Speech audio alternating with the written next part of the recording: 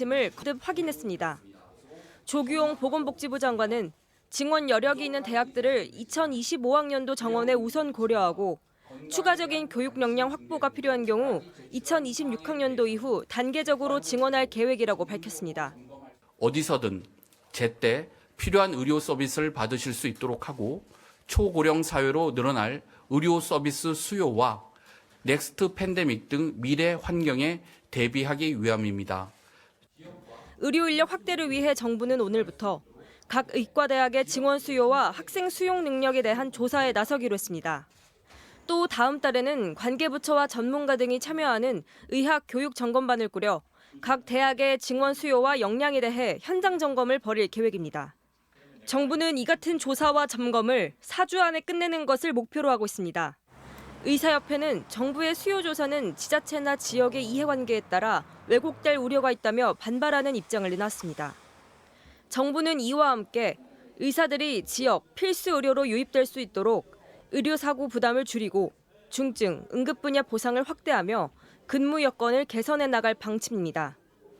구체적인 증원 규모를 확정하기 위해 당장 오늘 의료현안협의체를 개최하고 다음 주에는 보건의료 전문가와 환자, 소비자 단체 등이 참여하는 보건의료 인력정책심의위원회를 열어 사회적 논의를 이어갈 예정입니다.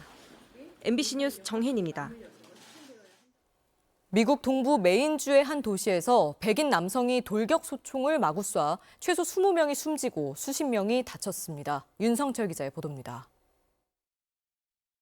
미국 동부 메인주 제2의 도시인 루이스턴 일대에서 총기를 난사한 백인 남성입니다. 이 남성은 현지 시간 25일 볼링장과 식당 두 곳을 돌며 고성능 돌격 소총을 마구 쐈습니다.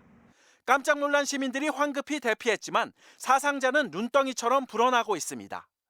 MBC 방송과 폭스뉴스는 사망자가 최소 22명이며 50~60명이 다쳤다고 전했습니다.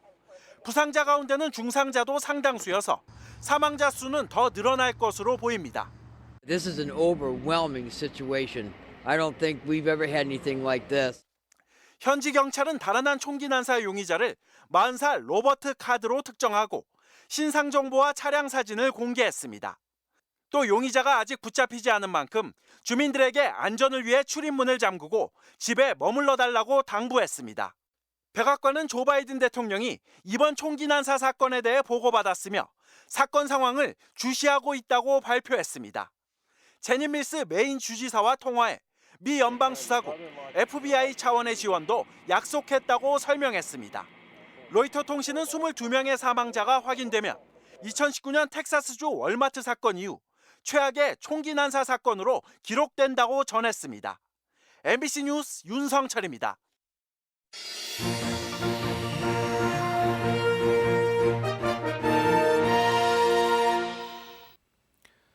계속해서 대구 경북 소식 전해드리겠습니다.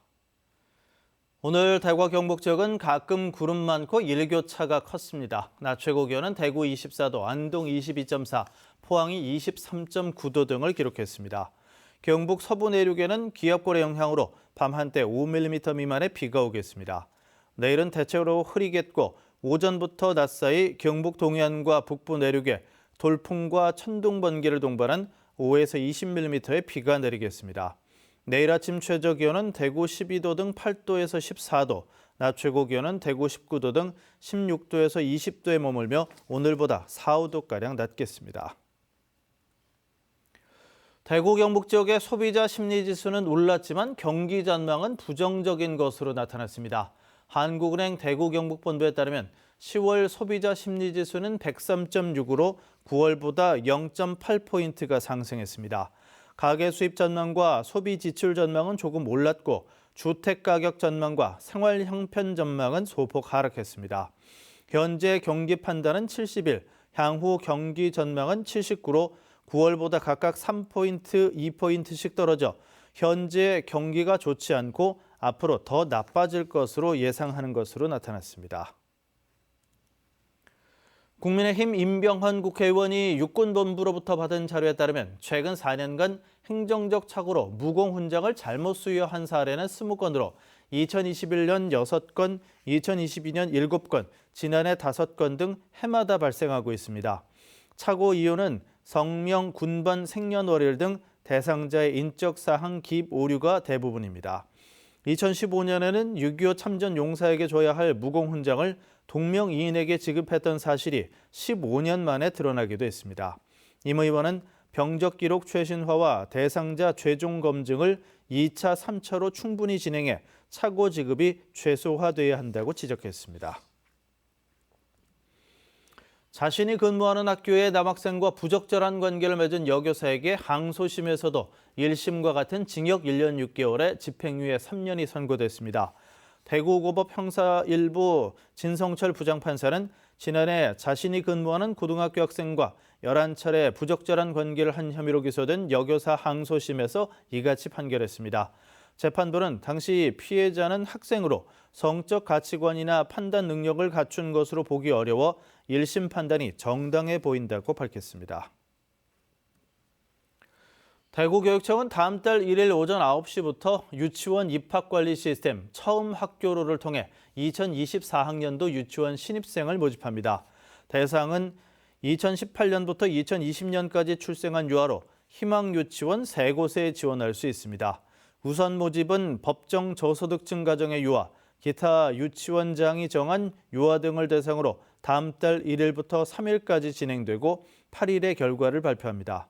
일반 모집은 일반 유아를 대상으로 다음 달 15일부터 21일 사이 사전 접수와 본 접수로 진행되며 24일 결과를 발표합니다. 정원에 미달하면 다음 달 30일부터 내년 1월 31일까지 추가 모집합니다.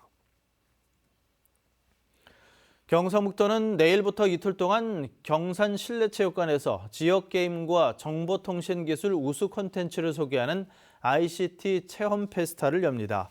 경북의 8개 대학이 참여하는 대학 진로 체험 공간도 마련됐고 게임 기업들의 투자 설명회와 ICT 융합 콘텐츠 포럼도 열립니다.